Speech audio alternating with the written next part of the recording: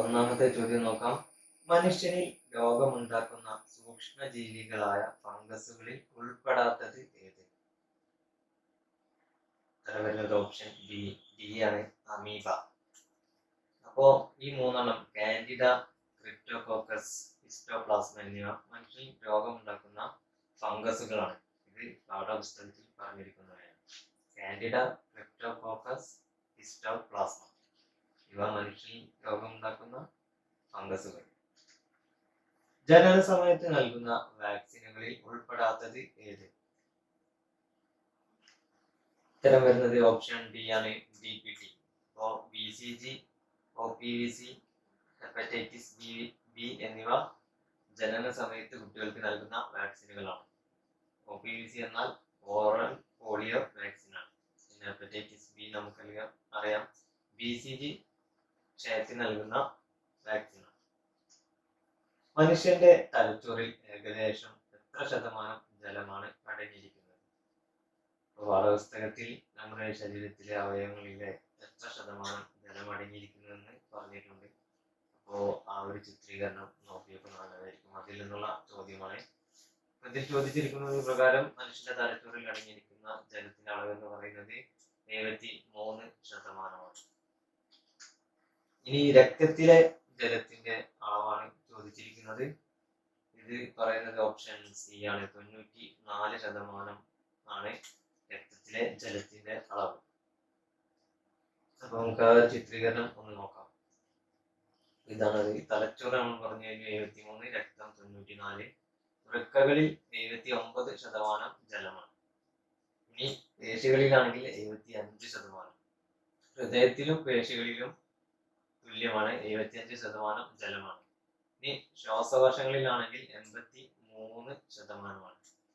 ശ്വാസകോശങ്ങളിൽ 83%. അസ്ഥികൾ 31% ജലമാണ്. വിത്ത് മുളയ്ക്കാൻ ആവശ്യമായ ഘടകങ്ങളിൽ ഉൾപ്പെടാത്തത് ഏത് എന്നാണ് ചോദിച്ചിരിക്കുന്നത്. ഇതിന്റെ ഉത്തരം വരുന്നത് ഓപ്ഷൻ ഡി ആണ്, സൂര്യപ്രകാശം. അപ്പോൾ സൂര്യപ്രകാശം ഇല്ലാതെ വിത്തിന് മുളയ്ക്കാൻ കഴിയും. ജലം, വായു, അനുയോജ്യമായ താപനില എന്നിവ ഉണ്ടായാൽ മതി. 16ാം കേരള നിയമസഭയിൽ വനിതാ അംഗങ്ങളുടെ എണ്ണം എത്രയാണ്? ഇത് പാഠപുസ്തകത്തിൽ നിന്നുള്ളതല്ല, നമുക്ക് ഇതിന്റെ ഫാക്ട് എന്തായാലും പഠിച്ചു വെക്കുന്നത് നല്ലതാണ്. 16ാം കേരള നിയമസഭയിലെ വനിതകളുടെ എണ്ണം എന്ന് പറയുന്നത് 12 ആണ്.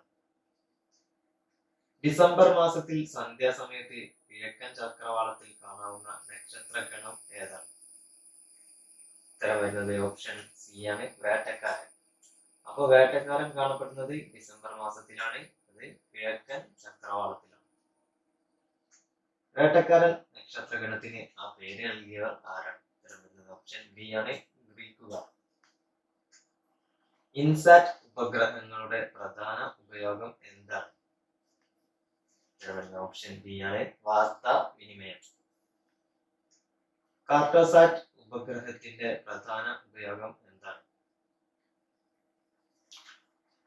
ഭൗമ നിരീക്ഷണമാണ് കാർട്ടോസാറ്റ് ഉപഗ്രഹത്തിന്റെ പ്രധാന ഉപയോഗം. ഇത് പാഠപുസ്തകത്തിൽ പറഞ്ഞിരിക്കുന്നവയാണ്. ആസ്ട്രോസാറ്റ് ഉപഗ്രഹം പ്രധാനമായും ഏത് മേഖലയുമായി ബന്ധപ്പെട്ടതാണ്?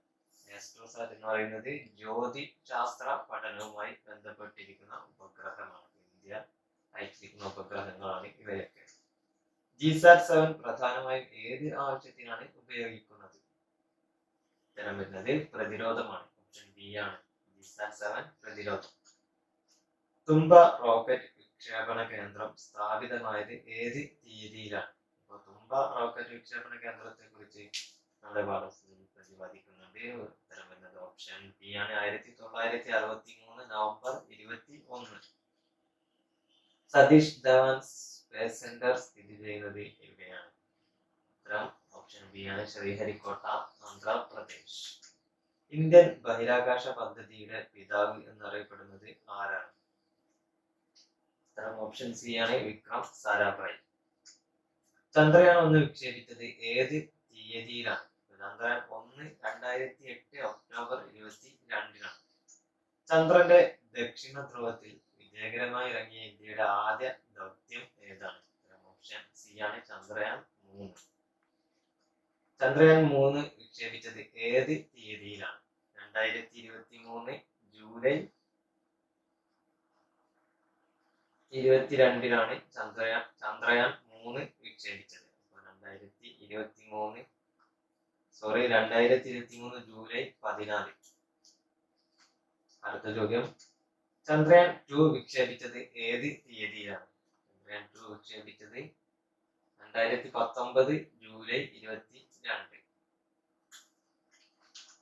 താഴെ പറയുന്നതിൽ മനുഷ്യന്റെ ജ്ഞാനേന്ദ്രിയങ്ങളിൽ ഉൾപ്പെടാത്തത്? ഉത്തരം ഓപ്ഷൻ ബി ആണ്, ഹൃദയം.